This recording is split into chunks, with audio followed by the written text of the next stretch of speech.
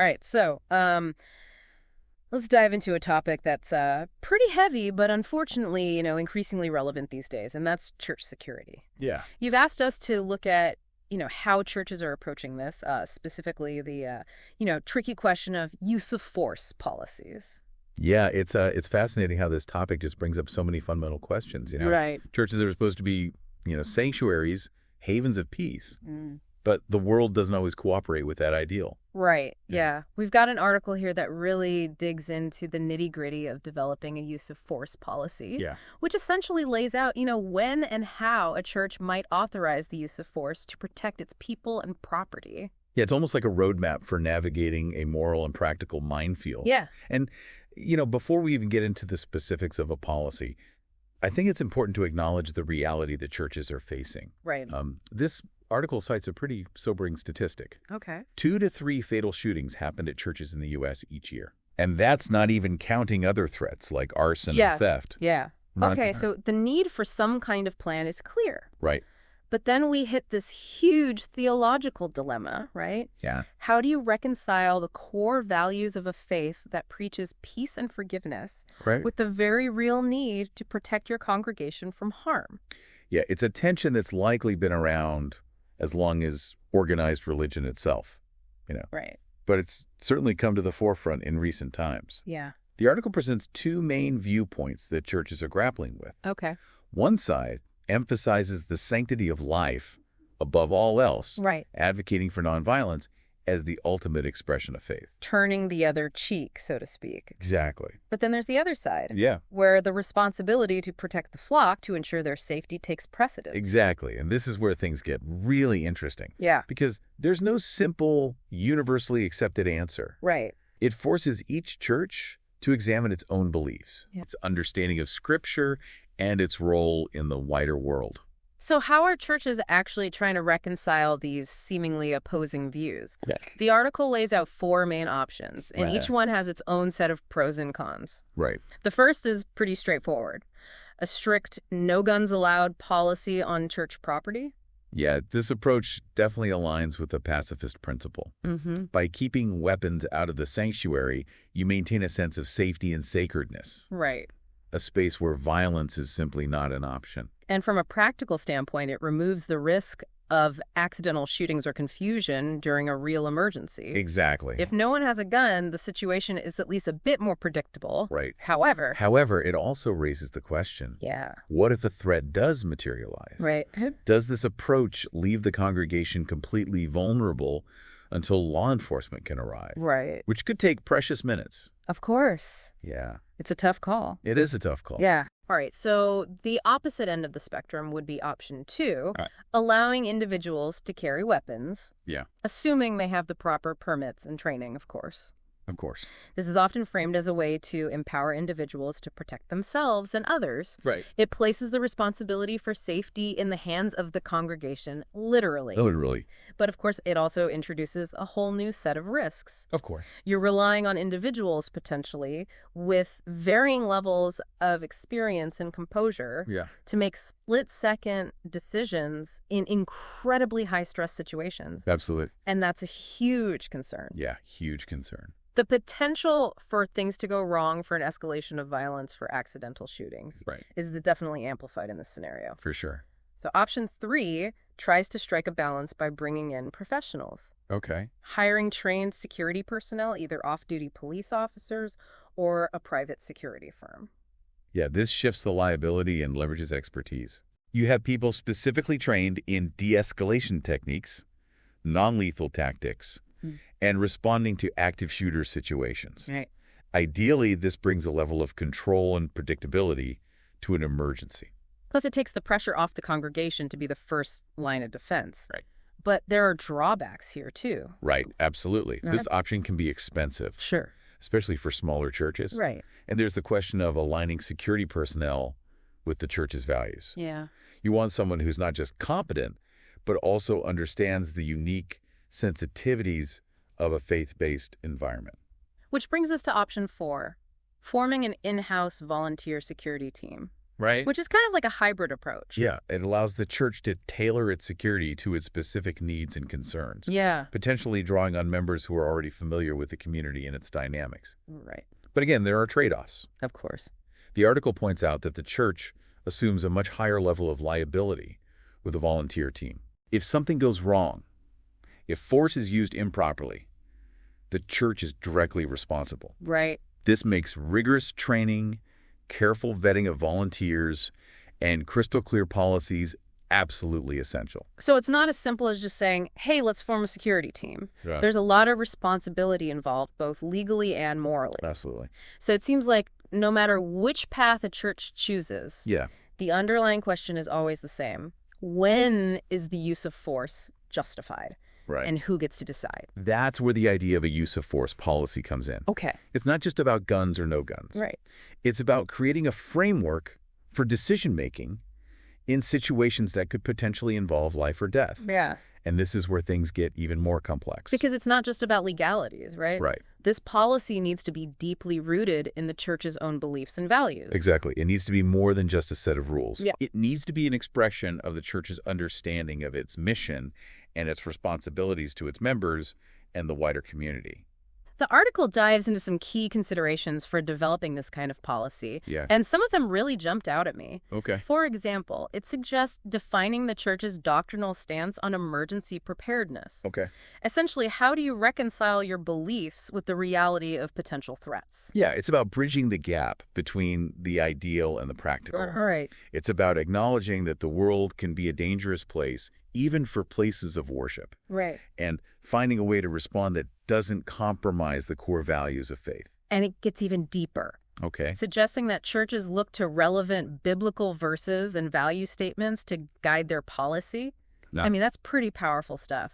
It is. It's about finding grounding for difficult decisions in the very foundation of faith. Right. It's about ensuring that security measures are aligned with the church's understanding of Scripture and its mission in the world. So we're not just talking about practicalities here. No. We're talking about aligning security measures with the very essence of the church's faith. Precisely. And that's what makes this such a challenging but also such a fascinating topic to explore. Yeah. Because it forces us to confront some very fundamental questions about how faith operates in the real world in all its complexity and messiness. Right. Yeah. It really makes you think, doesn't it? It's not just about locks and alarms. It's about grappling with these profound questions about the nature of faith Right. and its place in a world that can sometimes feel so at odds with its message. It's like trying to fit a square peg into a round hole. Yeah. You have these core values of peace and love, Right. but also this very real responsibility to protect your community from those who might seek to do them harm.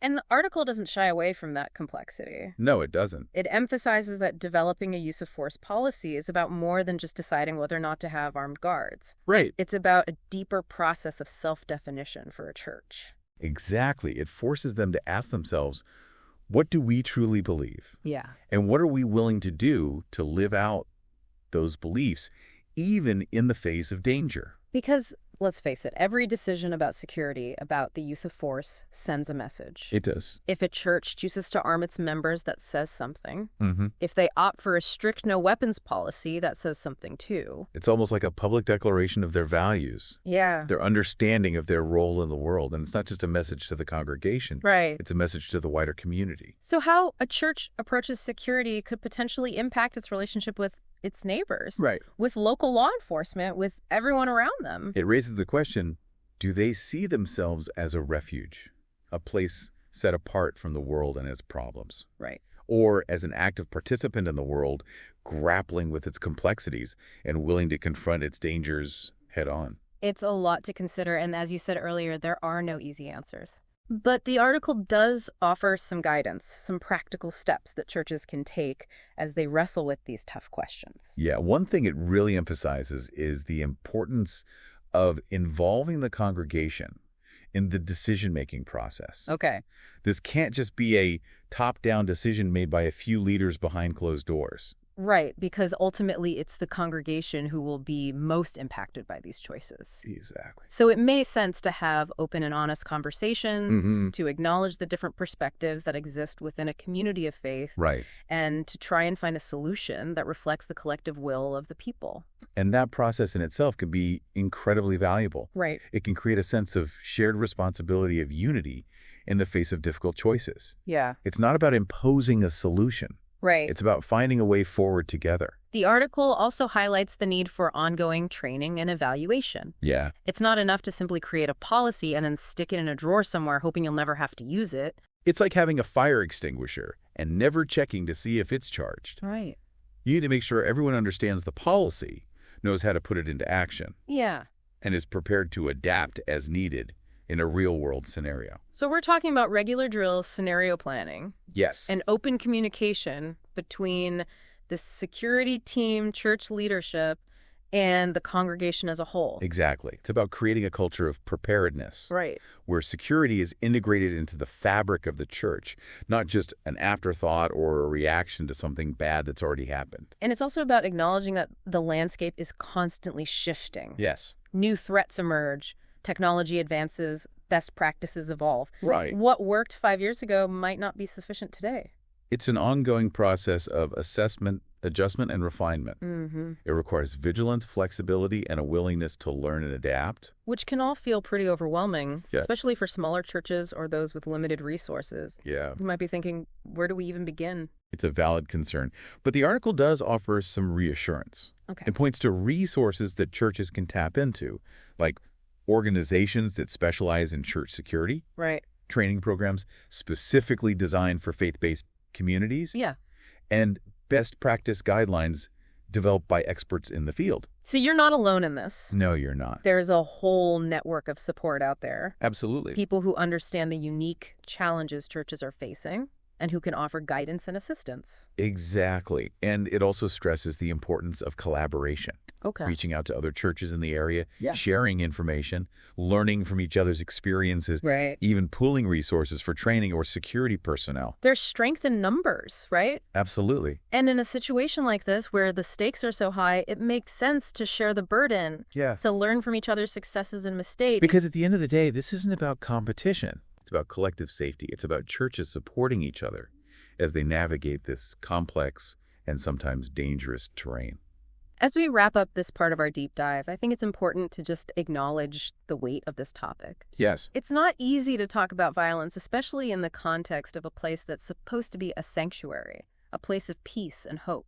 And what's striking is that there are no easy answers. Right. Every choice comes with trade-offs, with potential risks and benefits that need to be carefully weighed. Yeah. It's a balancing act, and there's no single formula for getting it right. But what I find encouraging is that churches are engaging with these issues. Yeah. They're having these difficult conversations, and they're trying to find solutions that align with their values and their mission. It's a testament to their resilience, their commitment to their communities, and their willingness to adapt to a changing world while staying true to the core principles of their faith. Right. It's not easy, but they're stepping up to the challenge, and that's something to be admired. Yeah, it's a lot to process, isn't it? I mean, on one hand, you have this idea of the church as a sanctuary, a Right. place apart from the harsh realities of the world. But on the other hand, it exists in the world, and it can't completely ignore what's happening outside its doors. It's a delicate balance for sure, and this whole discussion about use of force policies Right. really brings that tension to the surface. It forces churches to define where they stand on this spectrum Yeah. of safety versus peace, of protecting their people while still upholding their core values. As we've been talking about all this, one thing that keeps coming back to me is the human element. Yeah. It's easy to get caught up in the logistics of security plans and policies, but at the end of the day, we're talking about real people, Right. real lives, and the very real impact these decisions can have.